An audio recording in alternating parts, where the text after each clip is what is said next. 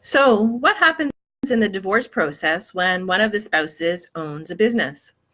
That comes into play when you guys are talking about equalization. And that means we're looking at each of your net worth. So all of your assets minus your liabilities equals your net worth.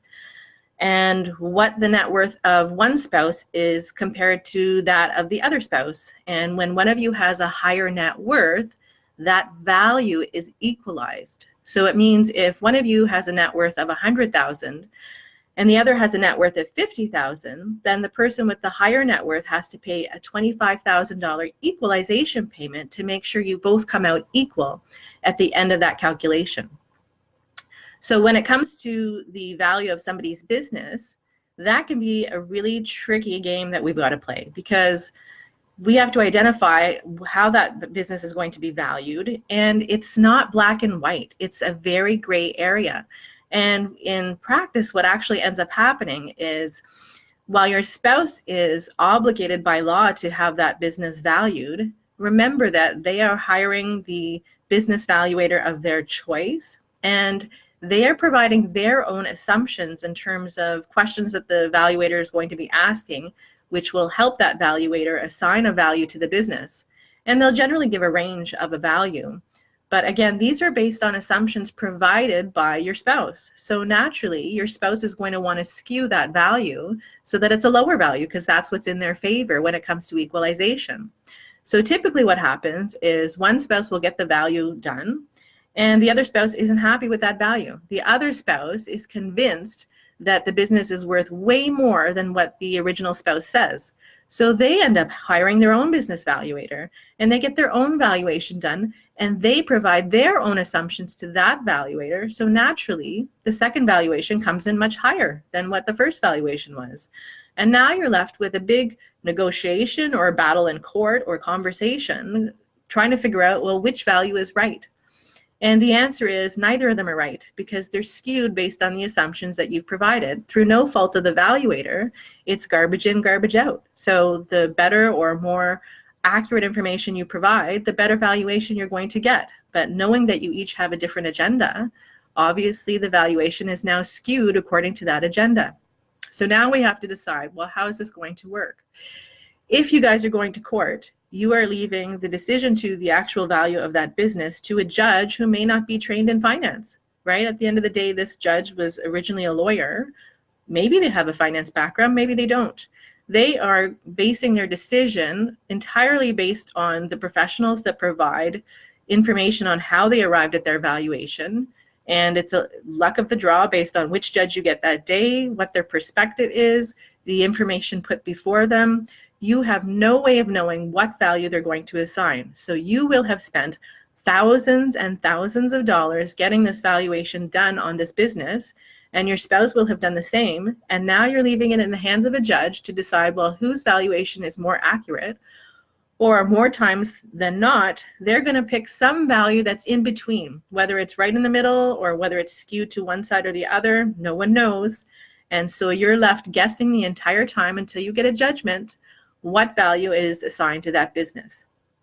So before going down that road, my ask of you is to really think through your strategy. So first of all, in your heart of hearts, what does your gut tell you about the value of that business? Do you think it's actually not worth very much? Because if that is the answer, then you really want to think through, how much am I spending to get this valuation done versus the actual value of this business?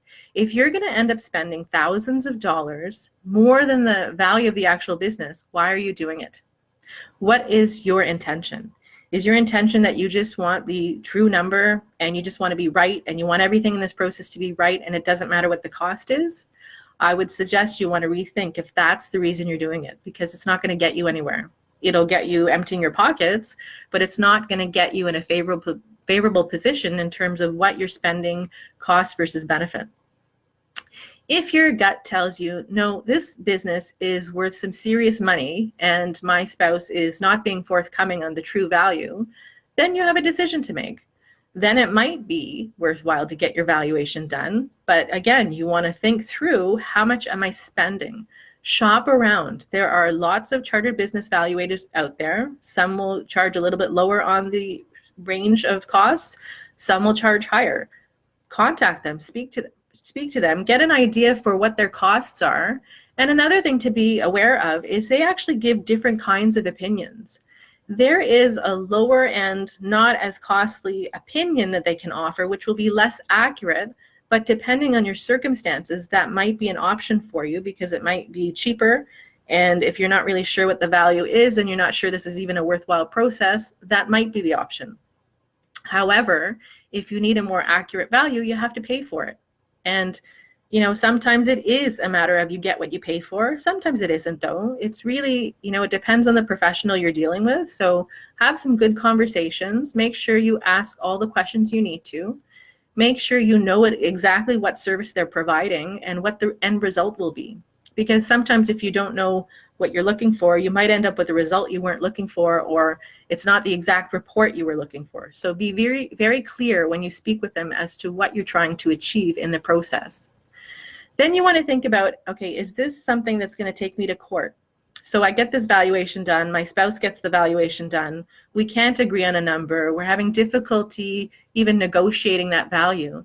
Is mediation an option, or are you guys just so far apart that all you can think is you have to go to court?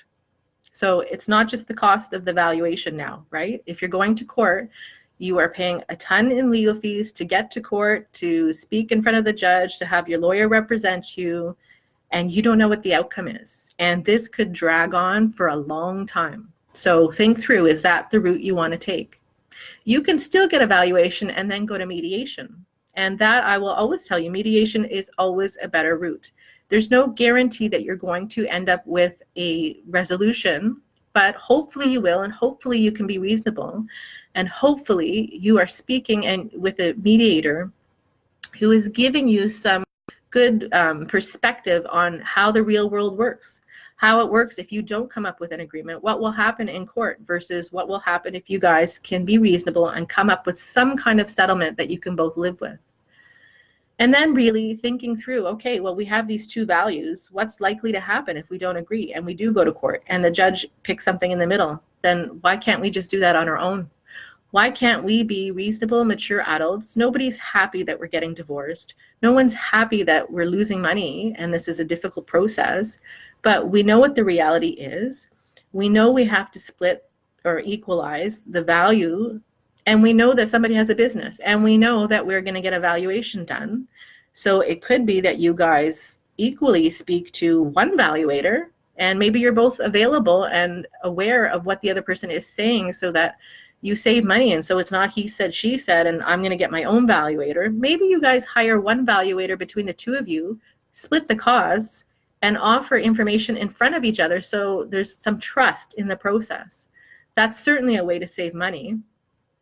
And then you have a discussion. Once you get that valuation, whether it's two valuations or one, you have a reasonable discussion over how realistic that value appears to you and what that means for you moving forward. And what does that mean the value is going to be that's going to show up on the asset side for that person who owns the business.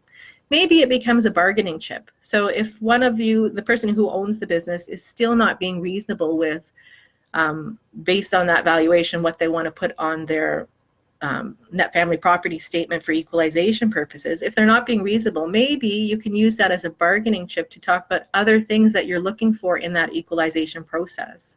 Sometimes it just becomes about strategy and perspective and sort of tweaking the way you say things and coming up with alternatives that you can both still live with, but maybe it's like that story about the orange and the two children.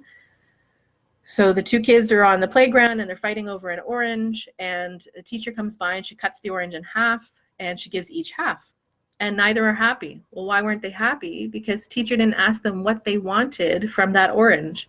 Turned out one kid wanted the rind because they wanted to make a recipe. The other child was thirsty and wanted the juice. If the teacher had just asked them what it was they wanted, meaning what was their agenda, she could have solved both problems and made them both happy. Same thing with this business valuation.